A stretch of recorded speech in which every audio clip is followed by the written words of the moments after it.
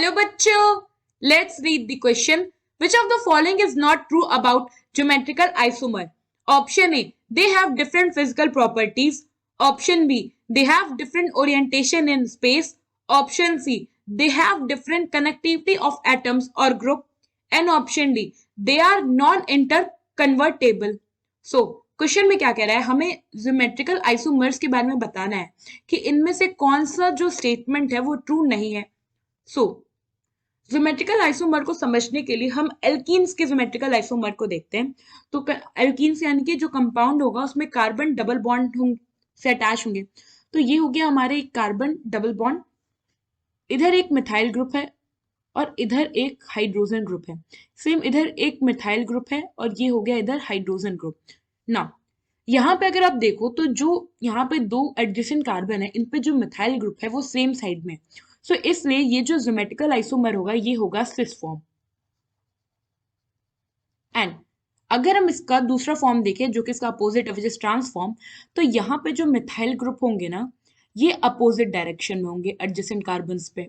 तो आप देख सकते हो यहाँ मिथाइल ग्रुप क्या है, दोनों कार्बन जो एडजेसेंट कार्बन है ये हमारे इनके अपोजिट साइड में है. तो इस फॉर्म को हम कहते हैं ट्रांसफॉर्म.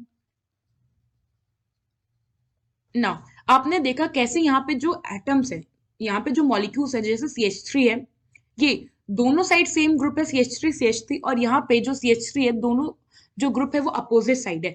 तो यहाँ पे जो हमारा ग्रुप है ये CH3 ये तो दोनों में सेम है ना, बस क्या इनका पोजीशन डिफरेंट है या कह लो इनका ओरिएंटेशन डिफरेंट है. तो जो ज्योमेट्रिकल आइसोमर्स होते हैं इनमें बेसिकली क्या होता है, केवल जो एटम्स होते हैं या जो ग्रुप होता है इनका ओरिएंटेशन डिफरेंट होता है. तो ये होते हैं डिफरेंट ओरिएंटेशन इन स्पेस. तो हम यहां लिख दे ग्रुप हैव. ना सेकेंड पॉइंट अगर आप देखो तो ये जो हमारा मॉलिक्यूल है सिस फॉर्म का, अगर हम इसमें डाइपोल मोमेंट देखें तो डाइपोल मोमेंट का डायरेक्शन इधर के कार्बन पे होगा और इस साइड इधर के कार्बन पे होगा. तो जो नेट डाइपोल मोमेंट होगा वो इधर आ जाएगा. क्यों? क्योंकि जो हमारा डाइपोल मोमेंट है ये एक वेक्टर क्वांटिटी होता है ना. अगर आप ट्रांसफॉर्म में देखो तो इधर आएगा डाइपोल मोमेंट और इस CH3 से इधर जाएगा डाइपोल मोमेंट. ऐसा इसलिए हुआ क्योंकि ये जो कार्बन है ना डबल बॉन्ड ये है sp2 हाइब्रिडाइज और ये कार्बन है sp3 हाइब्रिडाइज. तो डाइपोल मोमेंट जो होता है वो उस एटम के टूवर्ड ज्यादा होगा जो ज्यादा इलेक्ट्रोनेगेटिव होगा.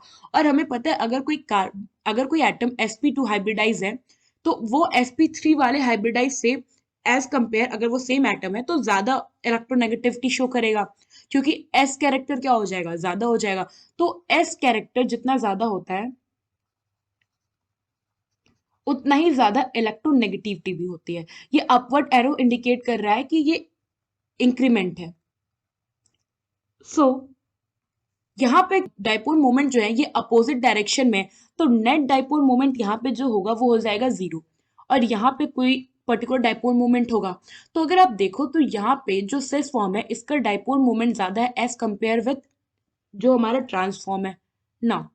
अब डाइपोल मोमेंट जो है ये फिजिकल प्रॉपर्टीज पे बेसिकली डिपेंड होता है. वो कैसे? अगर हम बॉइलिंग पॉइंट की बात करें तो जो बॉइलिंग पॉइंट होता है वो डायरेक्टली प्रोपोर्शनल होता है डाइपोल मोमेंट के.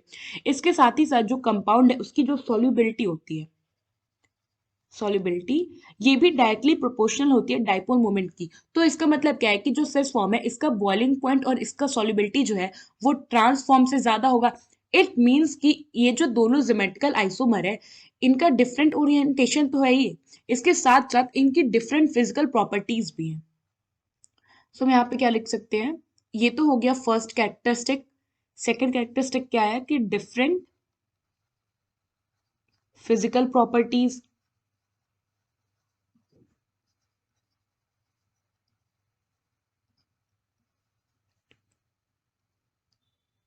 ना अब हम ऑप्शंस को रीड आउट करें तो फर्स्ट ऑप्शन में क्या कह रहा है कि इनकी डिफरेंट फिजिकल प्रॉपर्टीज होती हैं.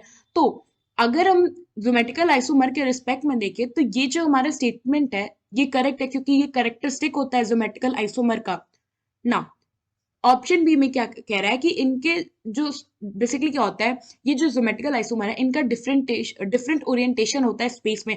तो अभी हमने देखा डिफरेंट ओरिएंटेशन है ग्रुप्स का, क्योंकि यहाँ पे एक सिस फॉर्म है, यहाँ पे ट्रांसफॉर्म है, और ये कब है, क्योंकि जो यहाँ पे ग्रुप है, अगर हम CH3 के रिस्पेक्ट में देखें तो यहाँ पे ये जो दोनों CH3 एडजेसेंट साइड पे सेम पोजीशन पे थे, और ट्रांसफॉर्म में ये अपोजिट पोजीशन में आ गए। तो ये भी जो हमारा कैरेक्टरिस्टिक है ज्योमेट्रिकल आइसोमर के रिस्पेक्ट में, ये करेक्ट है ना। थर्ड में क्या कह रहा है कि इनमें जो एटम या ग्रुप होता है इनका डिफरेंट कनेक्टिविटी होता है। तो ये स्टेटमेंट इनकरेक्ट है, क्योंकि यहाँ देखो तो मिथाइल ग्रुप जो है, इधर वो सिस फॉर्म हो या ट्रांसफॉर्म हो, मिथाइल ग्रुप तो सेम है ना, डिफरेंट नहीं ना चेंज है। यहाँ पे जैसे हाइड्रोजन है तो ट्रांसफॉर्म में भी तो हाइड्रोजन है ना, बस ओरिएंटेशन डिफरेंट हो गया है। बाकी जो एटम या ग्रुप है वो तो डिफरेंट हुआ नहीं है। इट मीन्स कि ये ज्योमेट्रिकल आइसोमर के लिए ट्रू नहीं है। तो ऑन दिस बेसिस यहाँ पे ऑप्शन सी जो है ये करेक्ट ऑप्शन है, क्योंकि हमसे यही पूछा था कि कौन सा ट्रू नहीं है ना। अगर हम डी ऑप्शन की बारे में बात करें तो इसमें कह रहा है कि ये नॉन इंटर कन्वर्टेबल होते हैं। तो हाँ, ये भी जो स्टेटमेंट है ये ज्योमेट्रिकल आइसोमर के रिस्पेक्ट में करेक्ट है। ऐसा इसलिए क्योंकि हम सिस फॉर्म को ट्रांसफॉर्म में नहीं कन्वर्ट कर सकते, ये इनका नेचुरल ओरिएंटेशन होता है। आई होप आपको एक क्वेश्चन समझ आया होगा। Thank you.